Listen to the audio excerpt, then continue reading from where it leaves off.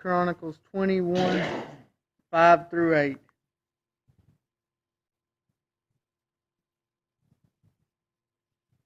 Joab gave David the census results for the people.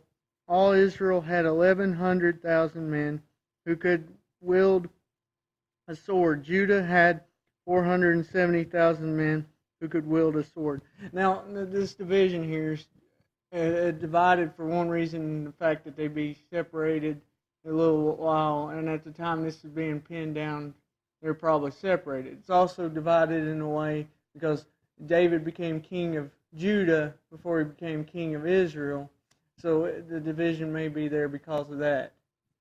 But either way, it's counting the number of people in this way.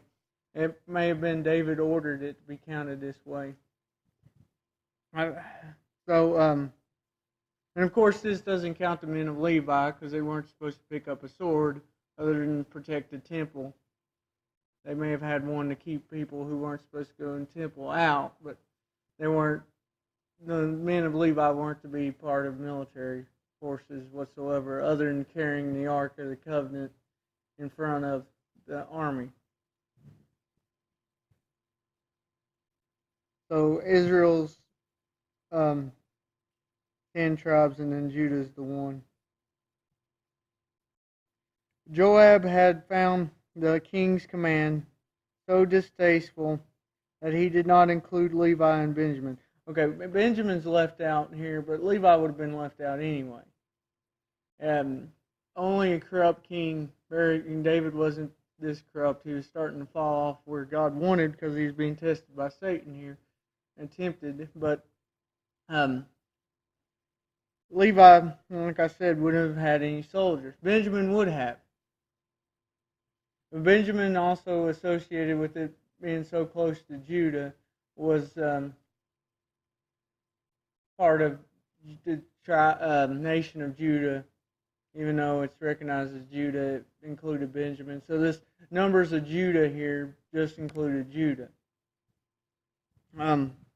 Oftentimes when it's counted that way, and unless it distinguishes the tribes, it includes Benjamin.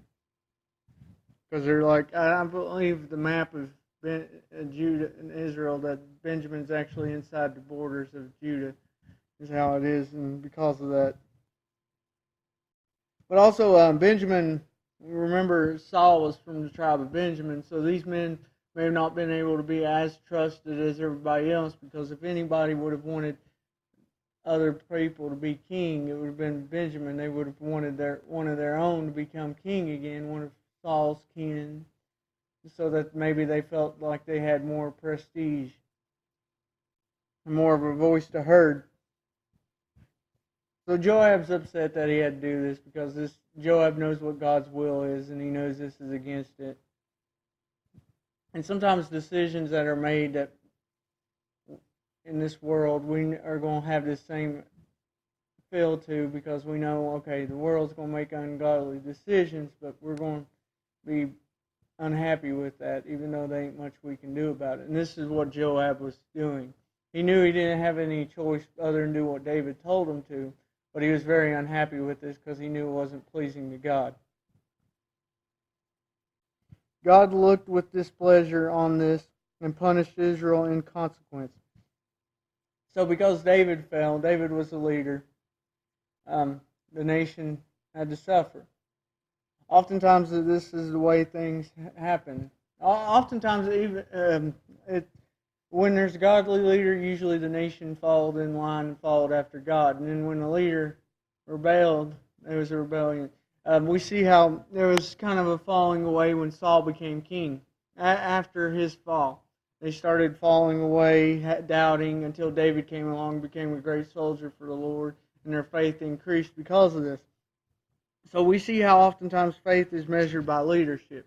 So the fact that David was in rebellion against God, the people were probably falling away slowly already.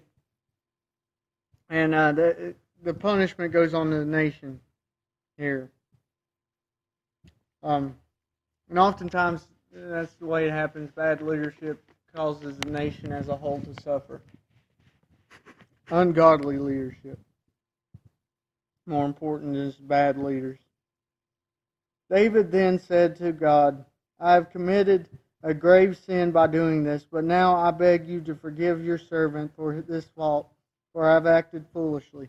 So David realizes the mistake he did. He doesn't try to blame it or try to reason. He immediately goes to forgiveness.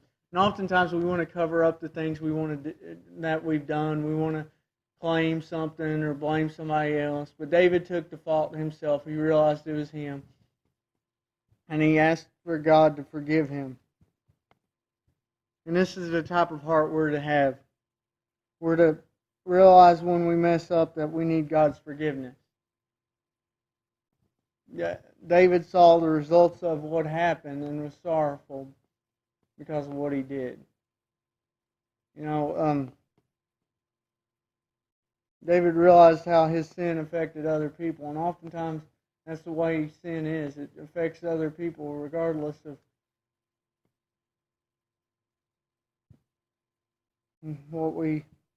our attitude. It usually affects other people indirectly